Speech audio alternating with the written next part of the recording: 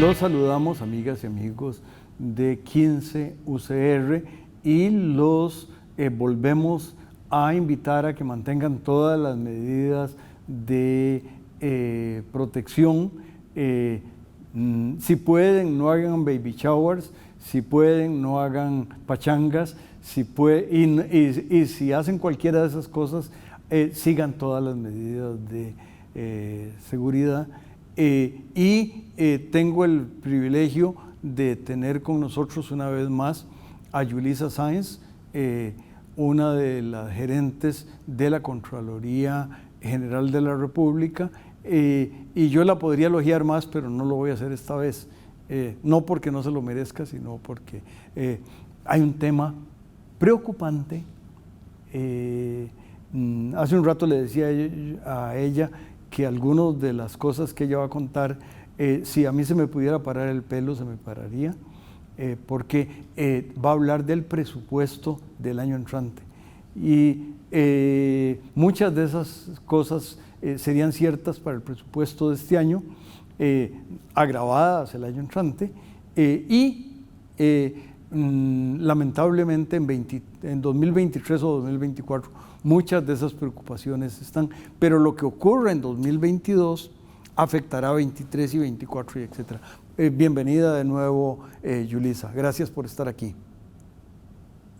No, muchas gracias a usted, don Juan, por la invitación, y un saludo a todos los televidentes. Por favor, cuéntenos un poco, tal vez de la evaluación del presupuesto que diligente y con pericia hizo la Contraloría, y cómo las amigas y amigos pueden acceder a los múltiples documentos y estudios de la Contraloría. Sí, es correcto. De conformidad con el artículo 40 de la Ley de Administración Financiera, la Contraloría General elabora un informe técnico sobre el proyecto de ley de presupuesto para la Asamblea Legislativa.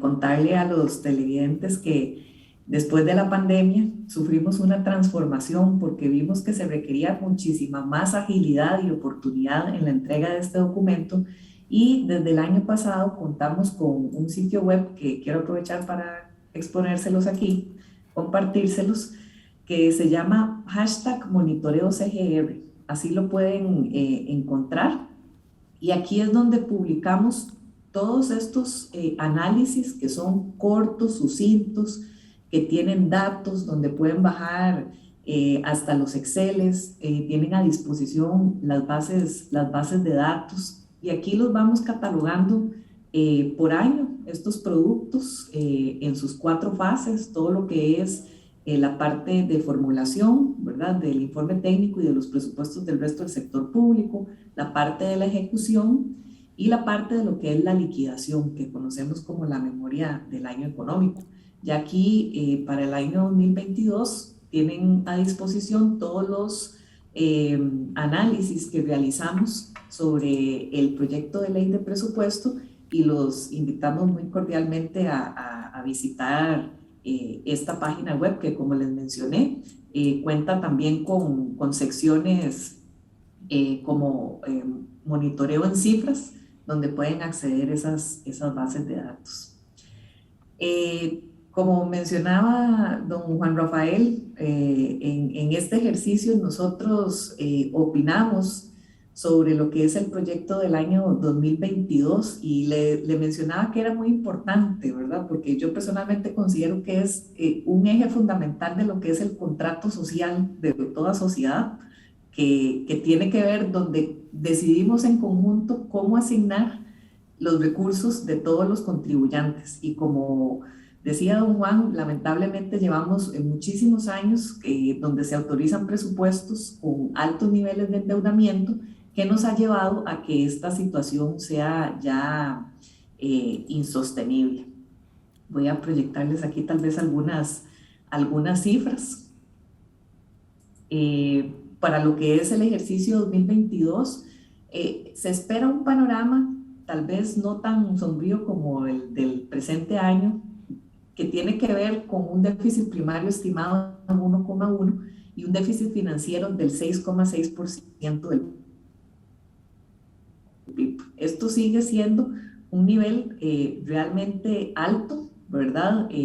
Sí, la ventaja es que digamos, se visualiza un esfuerzo por reducir este déficit, pero si observamos el clásico dato, ¿verdad?, de cuántos son los ingresos corrientes que recibimos, que son 6,1 billones, y cuáles son los gastos corrientes, solo los gastos corrientes que realizamos, 8,2 billones. Es decir, aquí hay una brecha de 2,1 billones de colones para el próximo ejercicio y tenemos programado gastar 11,5 billones de colones.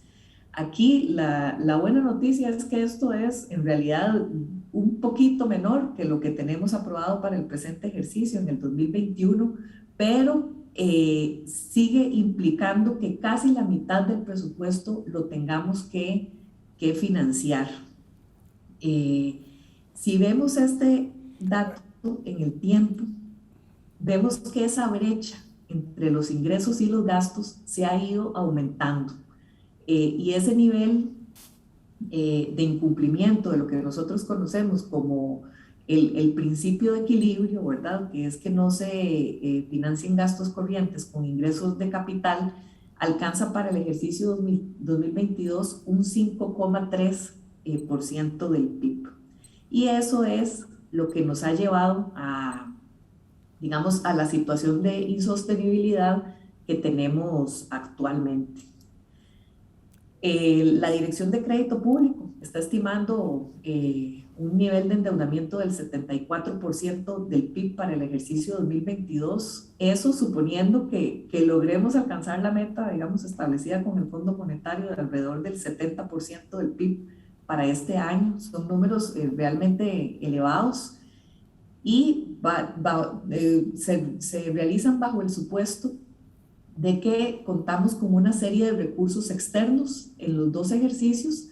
No obstante, vemos que solo una parte de ellos están siendo aprobados, han sido aprobados en este momento. Entonces, bueno, eso le genera algún riesgo, ¿verdad? Y vemos que la relación deuda-PIB sigue en aumento. Vemos Yulisa, que Yulisa, antes de hacer el corte de este primer segmento, quiero enfatizar un detalle.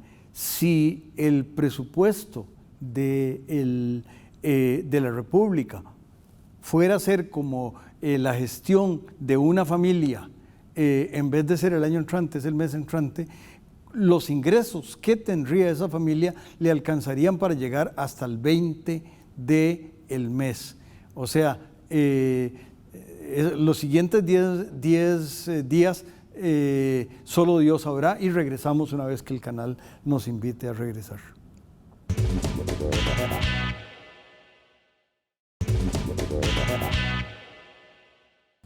Continuamos, amigas y amigos, con esa mala vibración que envié yo sobre los datos que estaba mostrando Yulisa, pero por favor continúe.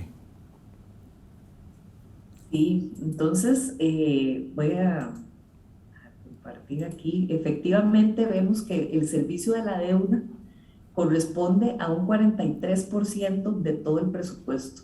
O sea, un 43% de lo que gastamos tenemos que gastarlo amortizando préstamos y pagando intereses. Y esa variable de los intereses, que es esta parte como celeste o verde agua, ustedes ven cómo se va incrementando en el tiempo.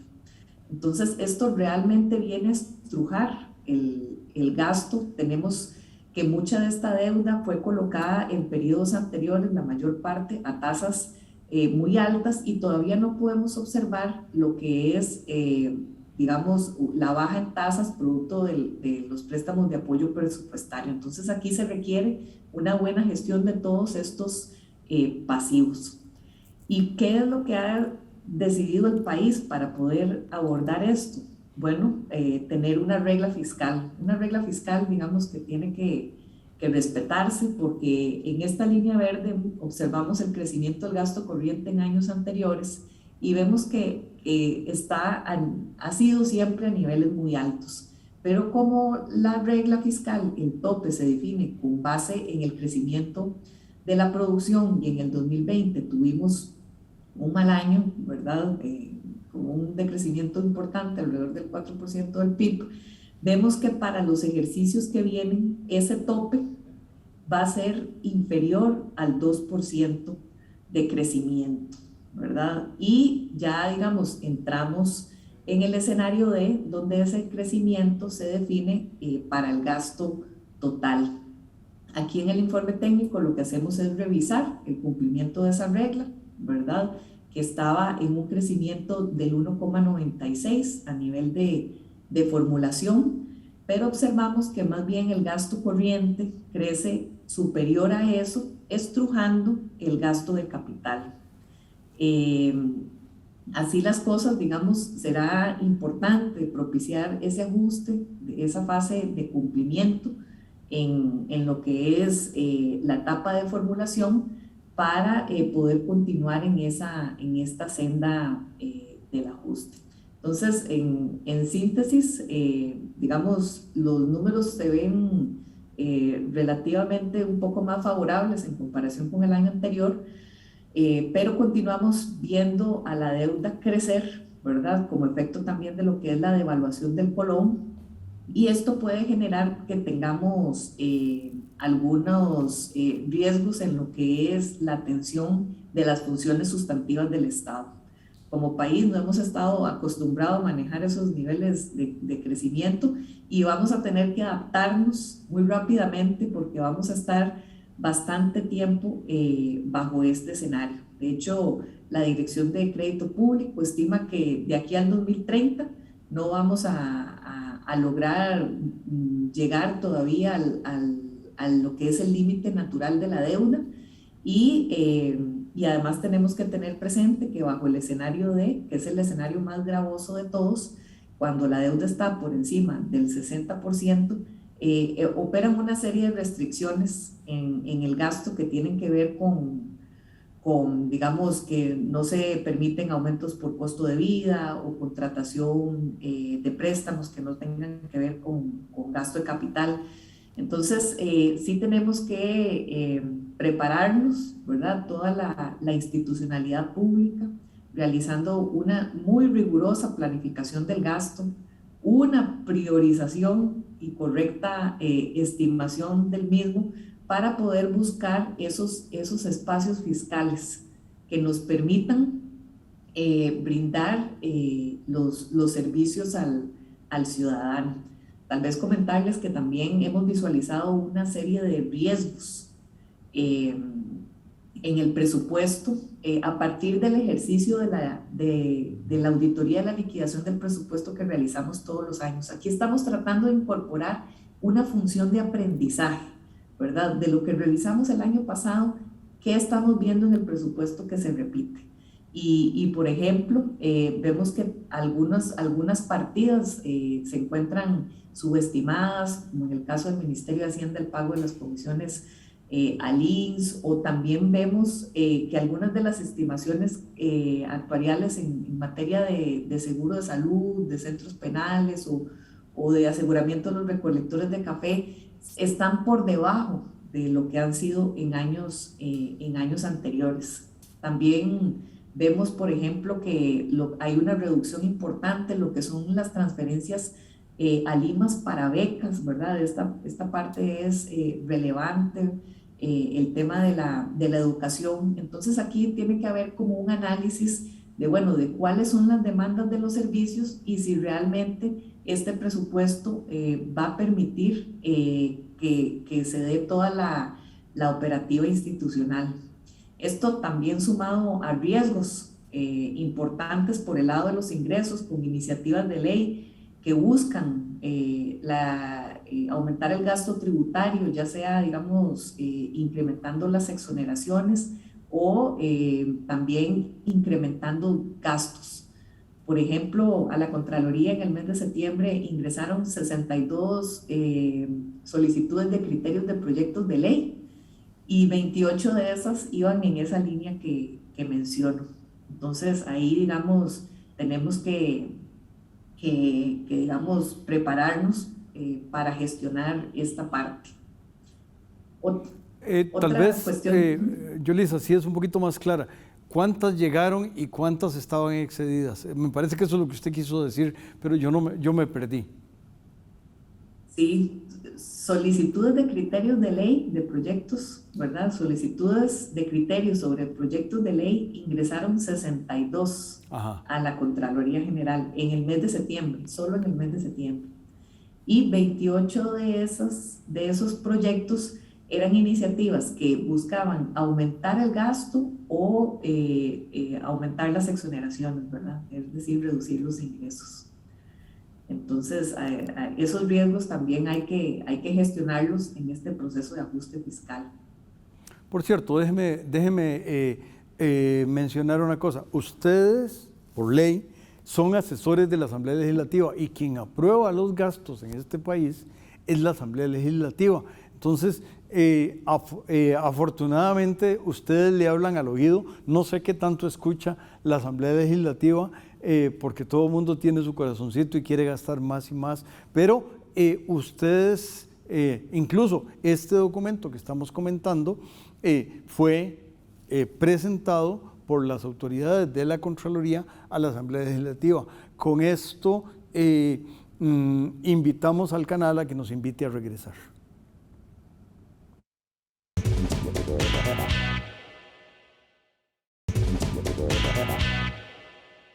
Continuamos, amigas y amigos, escuchando la profundidad del análisis hacendario de Yulisa Sáenz. Adelante, Yulisa. Muchas gracias, don Juan. Sí, como estábamos discutiendo en el segmento anterior, la Contraloría tiene algunas preocupaciones, ¿verdad? El marco fiscal de mediano plazo que prepara el Ministerio de Hacienda, esto es un documento muy importante porque no solo tenemos que pensar en el presupuesto del otro año, sino tener esa visión de largo plazo y cómo vamos a llegar ahí. Y ellos estiman, ¿verdad?, que el costo de no tomar medidas puede ser de alrededor del 6,2 de 6,2 puntos porcentuales el del PIB sobre el tema del endeudamiento. Entonces, revisar esto es fundamental. Asimismo, a la Contraloría, además de los riesgos que menciona el marco fiscal de mediano plazo, elaborado por el Ministerio de Hacienda, que tiene que ver con riesgos, por ejemplo, de la insostenibilidad de las pensiones, de los desastres naturales, de demandas que haya contra el Estado, le preocupa una prolongada contención del gasto en funciones sustantivas por precisamente la atención del costo financiero de la deuda, así como un crecimiento sostenido en el monto que la caja registra como deuda con el Estado, ¿verdad? Porque esto, si no se toman medidas remediales, podría seguir en un aumento a un ritmo acelerado y afectar. Entonces, ¿cuáles son, ya como para sintetizar, digamos, las recomendaciones que la Contraloría presenta a partir de la reflexión del análisis realizado? Bueno, que el país tiene que seguir avanzando en lo que es el uso de los marcos fiscales y presupuestarios de mediano plazo. Esto es una buena práctica. Tenemos el artículo 176 de la Constitución Política que implementó los principios de sostenibilidad y plurianualidad y es necesario que podamos avanzar en esta visión. De hecho, en algunos países los congresos tienen alta participación, inclusive aprobando estos marcos, y además lo que es, tienen estos países también una participación de lo que son entidades fiscales independientes. Por ejemplo, en Costa Rica tenemos lo que es el Consejo Fiscal. Entonces, bueno, aquí podría haber mayor discusión en la fase del presupuesto junto con estos otros actores. ¿Y qué es lo que se debería discutir? Bueno, ¿cómo no entrar en ese proceso de que vemos normal que la mitad del presupuesto se financie con endeudamiento, ¿verdad? Tiene que ser una decisión muy consciente del legislador de esto que sucede todos los años, ¿verdad? Y cómo lo vamos ajustando. De hecho, el presupuesto tiene una serie de criterios de cuáles son, por ejemplo, los topes, ¿verdad? En algunas variables de colocación con respecto a tasas de interés y plazo, pero esto parece como un ejercicio porque están sumamente distantes de las condiciones de mercado, ¿verdad? Entonces, dicen, por ejemplo, que puedo colocar al 15%, una tasa del 15%, bueno, las tasas no están en ese nivel. Entonces, ¿cómo hacemos que esto realmente sea útil, ¿verdad? Para la toma de decisiones. Y como mencionaba, en el tema de la regla fiscal, es fundamental abordar ese reto de evitar el estrujamiento de la inversión y que esa otra variable, ¿verdad? Que es la parte de la reactivación de la economía, que es esa otra parte importante de la ecuación, la podamos abordar como país. Entonces, en síntesis, entramos en una época donde es necesaria esa visión de máxima eficiencia por parte de todos los actores, de hacer esa priorización, de poder hacer esas estimaciones lo más precisas posibles y que podamos incorporar esa función de aprendizaje todos los años para poder lograr hacer este ajuste fiscal creíble y lograr que las presentes y las futuras generaciones puedan tener acceso a todos los beneficios que se requieren. Hay algo que me parece que aquí es el profesor de economía de la Universidad de Costa Rica, el anciano diciendo un par de cosas. Si las amigas y amigos recuerdan el segmento verde o verde-azul que mostró en el segmento previo doña Yulisa, eso era respecto al gasto y había una parte oscura y una parte clara. La parte clara era esa. Y la pregunta es, bueno, ¿y eso qué es? El pago de los intereses. Bueno, ¿y de dónde vienen esos intereses? De la deuda de ejercicios anteriores. Entonces, si alguien dice, bueno, ¿por qué no se endeuda más el Estado y me dan a mí la plaza de deportes que mi comunidad necesita? Y sí, la necesita. Bueno, el problema es de dónde tela si no hay arañas, para usar una expresión popular. ¿Y por qué? Porque incluso si puede prestar, y en general los ministros de Hacienda han sido muy eficaces en conseguir prestado. Alguna vez doña Rocío, ex Contralora General, cuando era ministra de Hacienda, dijo, me están cobrando tasas de interés obscenas. Bueno, independiente de qué tan bajas, siempre lo que se endeuda el Estado tiene que pagarlo. Aquí se da un contraste entre este anciano, la joven eficiente gerente de la Contraloría que está en sus pantallas y todo el resto de la audiencia de 15 UCR, porque cualquier endeudamiento adicional del gobierno, externo o interno, hay que pagarlo. Corríjame, admirada doña Yulisa, en lo que me equivoqué. No, completamente cierto, don Juan. Aquí, cómo tomamos conciencia todos, ¿verdad?, de la necesidad de operar de forma más eficiente, poder ver que podemos hacer las cosas diferente. Ahora tenemos la tecnología.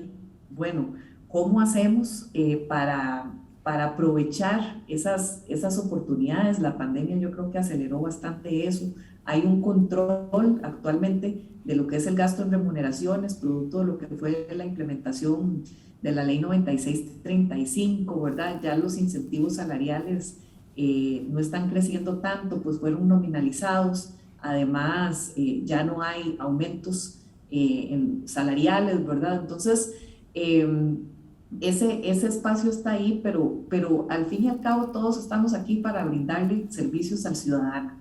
Entonces tenemos que ponernos creativos, saber que tenemos que realizar el mismo trabajo o más con los mismos o menos recursos, ¿verdad? Y tenemos que buscar adaptarnos y aprender. Pues de nuevo agradecer a la Contraloría por la apertura, por la disponibilidad de información y por la profundidad del análisis, y a las amigas y amigos los invitamos a disfrutar de los excelentes programas que hace Canal UCR, y por cierto lo hacen con los ingresos que provienen de los impuestos que pagamos todos, independiente de si vemos o no 15 UCR. Felicitaciones y muchas gracias, Yulisa. Gracias a usted. Un saludo.